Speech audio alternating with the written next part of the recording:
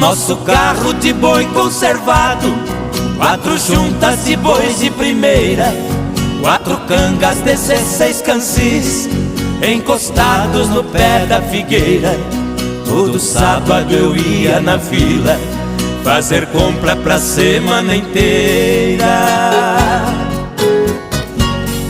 O papai ia gritando com os bois, eu na frente abrindo as porteiras.